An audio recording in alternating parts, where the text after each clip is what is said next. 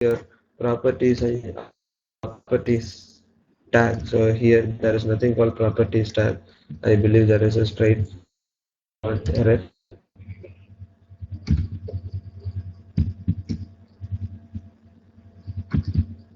See here, it should actually look like this.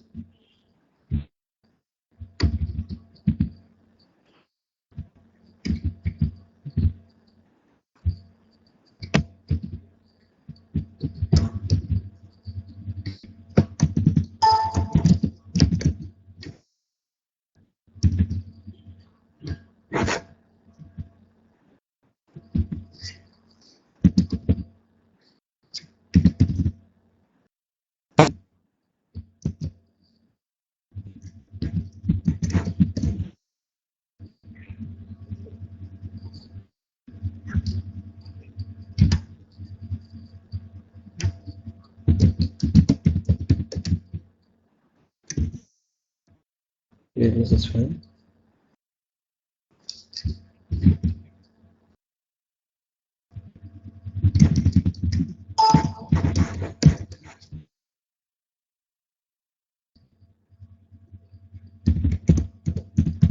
Before restarting a cluster, so you need to stop things and then start it again.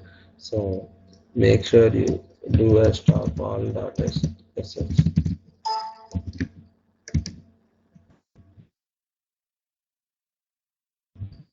Okay. So now let's do a start all data sets.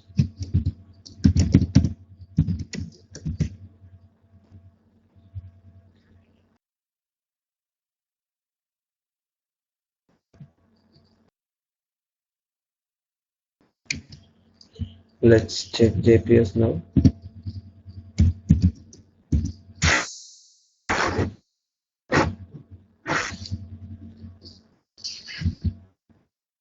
Components here, perfect. So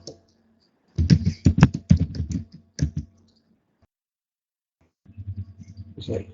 So here we can actually see something called the masters file and then your slaves file one entry, which means since it is a single node cluster, you have specified only this machine to work as you specify the data node also as this same machine. So let's actually expand the data node into another machine. Another machine is available. I'll actually access that machine. So that machine is what the previously that I logged into that. So this is one instance and the other instance is here.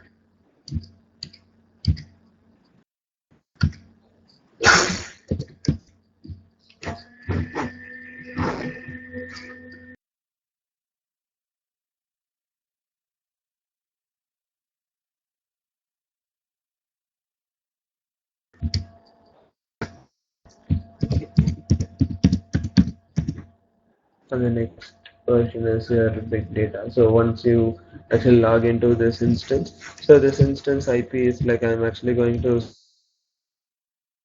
the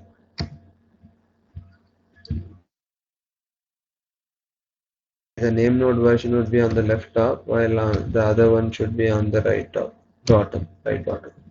Okay, so once you actually get this done, so this is where IP address of this machine. So let's understand what is the IP address of this machine.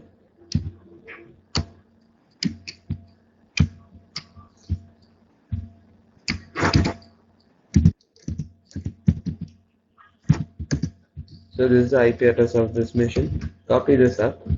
It's pretty straightforward. Do like you can still replace that, so otherwise you can actually insert this.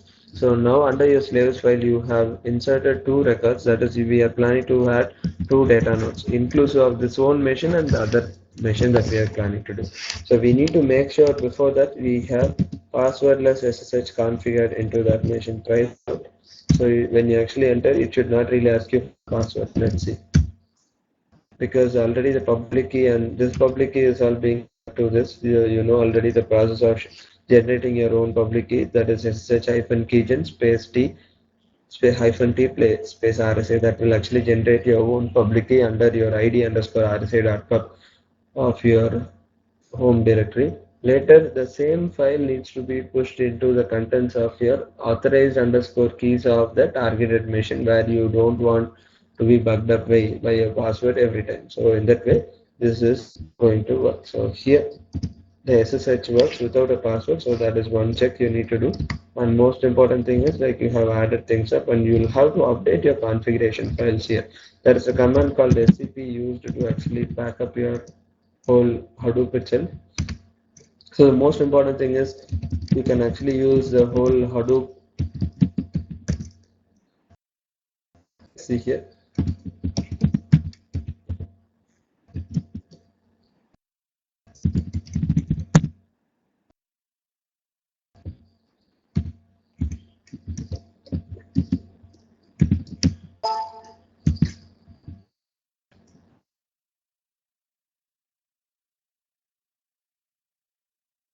I'm just packing the same machine's configuration.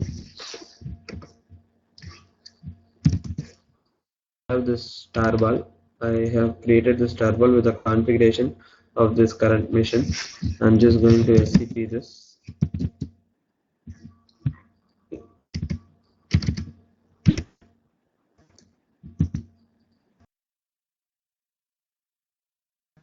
Yeah, Harish, go ahead. Sarana, before you SCP to this client machine, right? Yeah. can you just show us what's there on the client machine? Is there like the directory is created for Hadoop already, or is there Hadoop already? Yeah, it is all already there. It is all already there, but anyhow, so it is the same procedure. I'm going to delete. So see here. Okay. The previous directory will be deleted off. Okay. So now there is. Now there is I'm no copying Hadoop it here. into my temp directory, right? So that is what I will be using.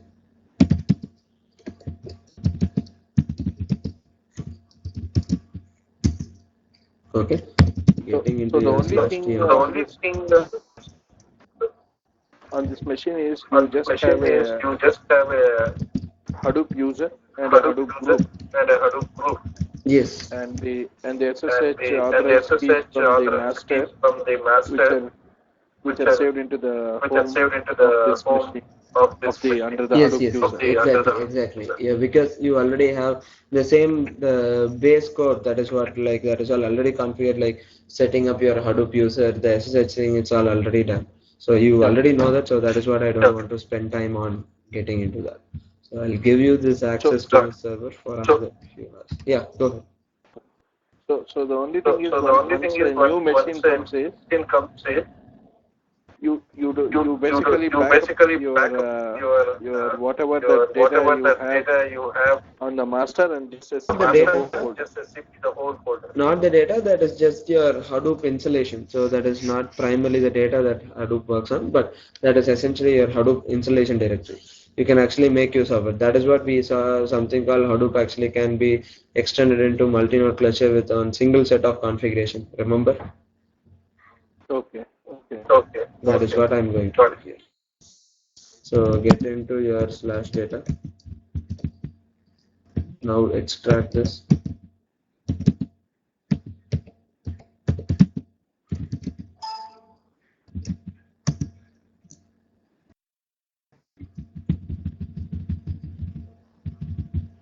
Should not be that.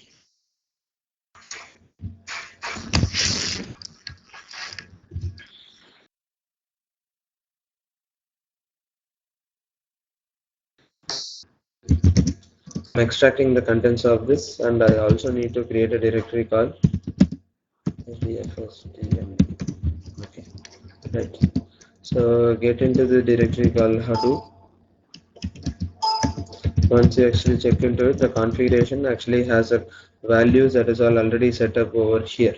So here the actual configuration values does not really matter much because whatever is all required will be picked up from here. So let's see how we actually expand it. So if you can clearly notice, we got one single node setup ready and we are copying that whole configuration into this node, into a fresh machine where I have the basic setup alone ready, that is your Hadoop user and what are all the different other options you have here. So that is what is ready right now. And moving forward, so you have something called this here, this is wherever I'm actually going to start the server. So wherever I'm going to actually run something called startall.sh, that file, that server is what you need to consider as your name node. Got it? You may have configuration across n number of nodes, but essentially the place where you actually do a start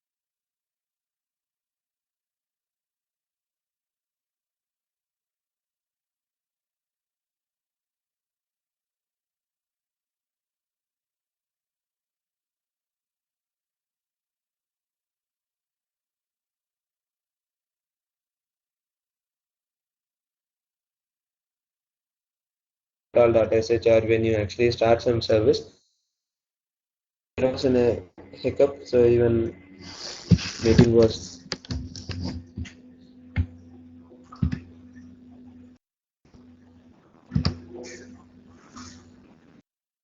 no. Yes, Venkat, tell me, Venkat.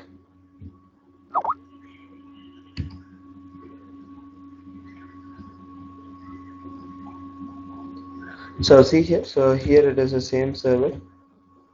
Actually, since the session was last time restarting it.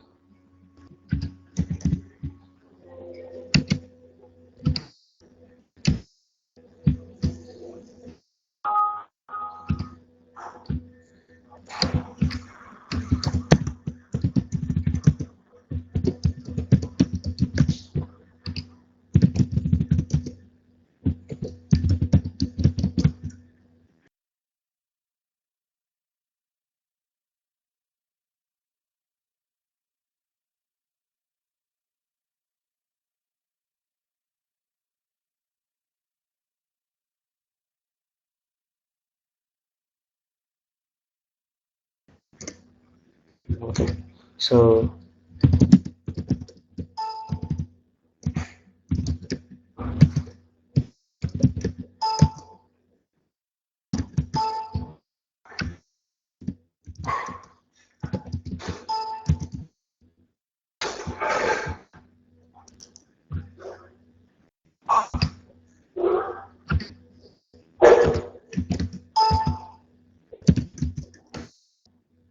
this is those are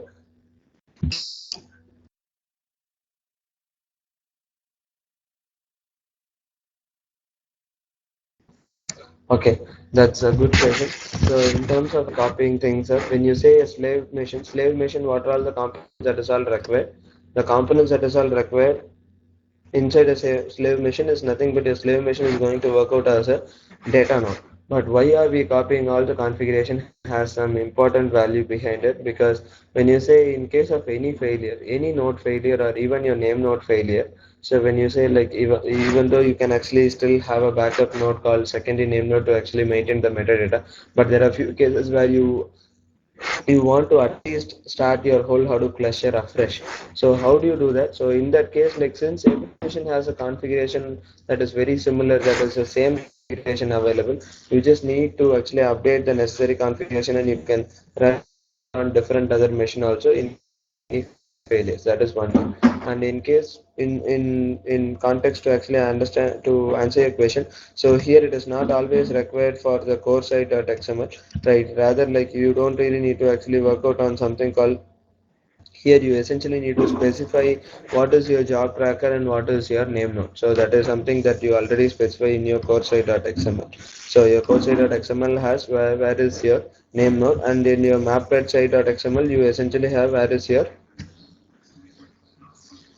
your job tracker. So your mapped site.xml will have your job tracker. That is what your data node will primarily require. So with that said, so let's start the same setup. So let's do the JPS. It's all the setup that is already available. So I believe, okay, all the 5 components are all running. So I'm going to stop this up by running something called stop all.sh. Do a stop all.sh. Now, previously we did not actually add anything over here. So see here, run a JPS over here also. When you run a JPS over here, nothing is here because you have not started anything. So, but we have updated the configuration over here.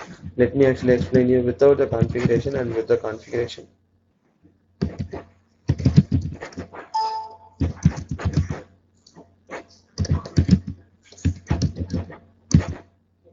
Under slaves, I am going to actually remove that thing. So so it was the previous single node cluster. Run the same thing.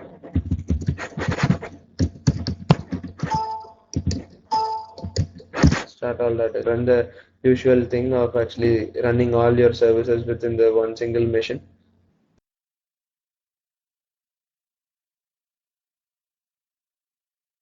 This is for brevity's sake. You need to understand, okay, what is the configuration change that we do to make it as a multi-node. So see here, JPS will actually tell you the 5 components running within the same machine. Okay, so now I'm going to stop this out.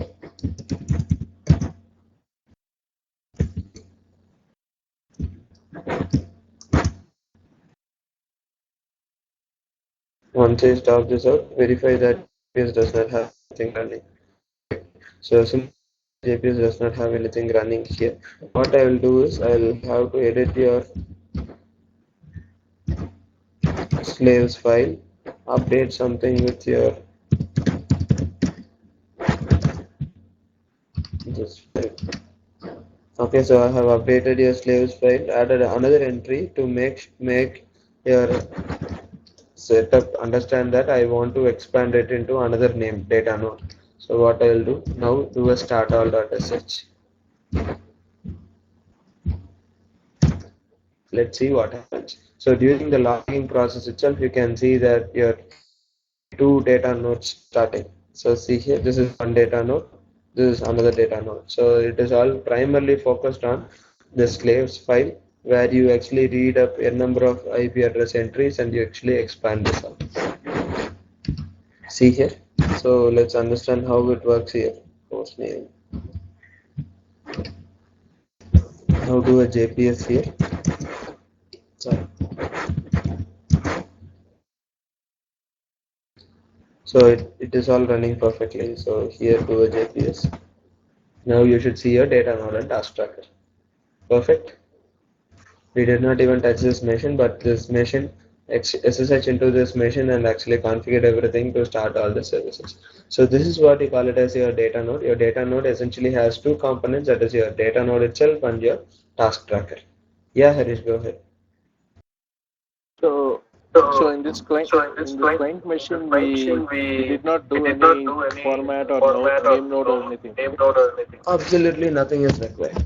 It will itself take care of it. No need to format things up. Format is required only from the place where you start your name node. Okay. So based on this, if I want to now copy a local file into HDFS format onto the Okay. data node, in the data node. Okay. So all my commands should work seamlessly, right? Yes, you will have to actually, when you want to load your HDFS data, you will have to do it from your name node. Okay. I should not do it from my client. No. Client machine is not something that you will have to do it with. That will be taken care by your framework itself. You say this is what the input and you say to the name node and your name node will take care of the process of chunking into the blocks and distributing across all your data nodes. So now I have another question. So all the HDFS related will be owned from the master, not from any slaves. No, it's breaking. Can you come again? All the HDFS related commands, Yeah, which is the fs dash something or dfs dash something, yeah. they all are active only on the master node, right? Primarily active They are on not that name node. Yes. name node. they cannot be operated, Yeah, there are or few. those Yeah. commands can be executed from the compute node. Is that right? Yes. You're right. You are saying some of, is there any specific commands which can be executed from a data node or a compute node? You don't really need to do that. Why do you want to do that? Basically, the framework takes care No, of I everything. So yeah, okay. agree. To actually understand that clearly, your framework is primarily going to what you understand or we understand as a data that we are going to load in. So, but your framework actually chunks up into several small chunks of data and distributes across your machine. So there is no point in seeing some unstructured or some fragmented data that you might also not know what is that. So that is all internally available, Agree. and that is not something that you can query and see inside your data nodes. So rather from your HDFS FS file system, you can actually see that. So, Yeah. so there are technically some commands.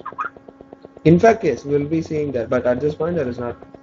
There are few Okay. administrative commands to actually get things in case of any failure. You'll have to know, okay, what are the metadata information stored by HDFS, all other details. Okay. Okay. Right. Yeah, Suresh. Saravanan, can you hear me? Yeah, go ahead. Yeah, Saravanan, I'm not able to follow any session like today. Do you have any material like which explains this step by step, because you're too fast? I'm not able to figure out like what exactly you're doing and what are the Okay. commands like you followed. So Class, did you follow what we actually did? yes, last class I Were you able followed to and I actually tried to follow up the set it last? up. Yeah, I set it up on my system also, and I had some problem, but I was able to bring up at least single node. But there was some problem in bringing up job tracker and all. Okay, Okay. so now I was thinking probably you will explore on Right. that, but So, today you are exploring on multi-node, right? So I was totally confused. I'm not able to follow anything. Yeah. okay. Let's have an offline discussion on this. Let me understand what is your issue on setting up the single node cluster, because single node cluster is what that we explained last session, Yeah. and we don't believe in actually duplicating the same class a number of times. So that is the reason why we move ahead to the next topic. So when we say that, okay, previous class we have set up the single node cluster, and when we follow that up, your multi-node cluster is nothing but an extension here. There is no much complexity involved. So what I did was I opened up one session. That is what I just mentioned as this Yeah, left node Saravanan. session. I So understand. Only the thing like if you can provide a documentation that we can follow, because otherwise the way you explain, I'm not at all able to, because your experience probably it might look very easy for you. I'm very new to this and I'm not at all able to follow all the like step by step process. I need some kind of a instruction perfect. or a step by step. Yeah. I can give you a step-by-step instruction on this, but more than anything else, unless you understand what we are discussing here, there is no point in just actually doing things step by step alone. So that is what we believe in. So just Yeah. let me know what place you got so that I can help you out on where you got stuck. Okay. Can you just totally in concept, can you explain like what we have done today? Yeah, okay. So if you can understand what we did today, so we actually started up a single node cluster similar to what we have already done in the last class. Got it? Single node setup, you already know how to do that. Yeah. Right. So next, when you say multi-node cluster, we need to expand one single node cluster alone will always not be a production ready thing. You need to actually have some 100 nodes or some 200 nodes to actually set up a really big project process or some kind of a Hadoop process, MapReduce job. So in that sense, you need to have a number of machines to work out for you. So that is what you call it as distributed. So running Hadoop just in always in single node, that will not really be a production level scenario. Okay. So in that way, like you need to expand this into multi-node cluster. So when you say multi-node, what is a node that you need to add? So that is nothing but your data node. You need to actually add a few more data nodes into this cluster. So that is what we are doing. So we are using another server here. So that is what the server that I have SSH'd into it. That is what on the right bottom. So I The, went the, into the one more thing is like the immediately after the class the other day I logged into that system, but there was no Hadoop. I could not see any directory, and it was not there actually. So after Okay, so about that an hour, I happens. just logged in. Yeah. So I mean, I don't Okay, know that because happens. same instance is being used by many. Probably might have somebody might have deleted or something like that. So they In were fact, trying yes. or something like. In fact, yes. So which means like it is primarily meant for you to practice. Even you can actually delete that and you can actually get things done because once we teach you, so it is you know how to actually set things up and you can actually explore things. That is what we want you to do. So Okay. that mission is Yeah. meant for Sure. practice. Yeah, I mean that's okay because I try to set up on my system only. That's okay. But if you provide a documentation, that will be very helpful, Sarvanan. Otherwise, I mean, it's like Okay. again we have to go back to online and search for all the process and do and all those things. There is no point in coming to this training, right? I'll let me be very frank. See, I think you have to So, provide the enough material. Otherwise, it will be very it will not going to be very useful. yeah, I can understand that, but basically we primarily focus on something called, so this is our policy. So this is something you need to understand. We don't really Okay. directly do notes or something. We want everyone to actually listen to the class. Only later part, like it is not like we don't provide the notes. We want everyone to be committed to the class. If you can listen only, we can actually proceed further. So that is what we believe in. Giving you a note is not at all a big deal. I can just search for. You can literally No, no, search what I'm on telling is if you provide a note, if you provide the note, see today's class, if you had provided, probably I could have just followed. So that is the reason I'm telling. I'm insisting on that. That is the reason I'm and insisting on that. Otherwise, it will yeah. be because see, you go so fast, I'll not be able to even make out like what you're doing. So that's the reason I'm insisting on that. Okay, okay. No, Suresh, and most of the time today people you have all joined some 10 minutes later. So that is also one important reason because most of the No, discussions I that I have been there. No, Sarudan, I always there in the beginning itself. I'm always there. I'm always there. I've been there from the beginning itself. I generally okay, join because even 15 minutes earlier. I did not okay, miss any even a single minute. okay, then because I saw three people joining late today. Even it is a seven-member batch. We started with just four people. I don't really believe you were at that time. Okay, fine. Fine, then I'll give you a documentation, but more than anything else, I want everyone to follow. I don't believe in the fact of just giving a documentation and leaving out. So, which means you have more preference over documentation rather than on the session because It we is still not have. about preference, it is about learning. It is about learning overall. What I'm telling is the problem here. See, just you explaining, just going so fast, I'll not be able to follow anything. So if you provide something which I can follow easily, so that is easier. So it is not about documentation alone. It is basically learning overall. I'm just telling the problem here because you are experienced, it looks very easy for you just typing here and there and just going all the commands and it's very easy. If you provide us some list of okay commands, okay, now these are the commands probably we can follow. After this class, I can go and try on my machine. That's what I'm telling. It is not about documentation. I don't need English wording. I need like some kind of steps where you provide some commands so then I can try and then I can figure it out. That's what I'm trying to tell here. Right, right, Suresh. I can understand that. That is what Yeah. even I am focusing on. So I'll Okay. just give you a Thank you. history of. Thanks, Sarvanan. Yeah. You just copied it up. Okay. So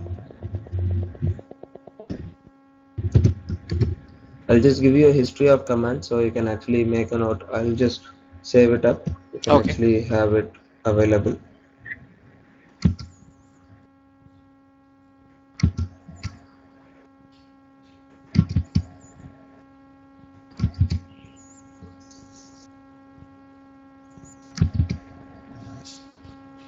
Others, can you follow things up?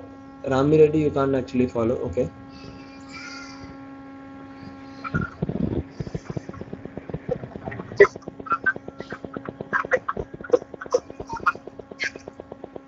Who's that? Rakesh?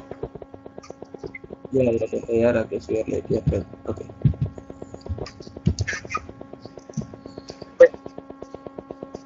Okay.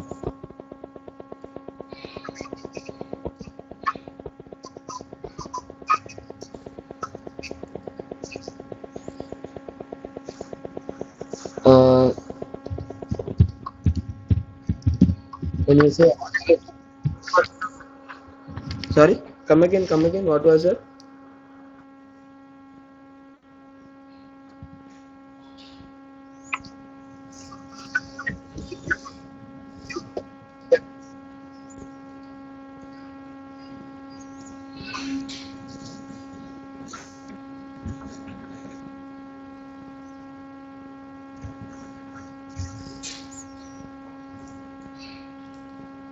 There is no, there is a noise and there is some break.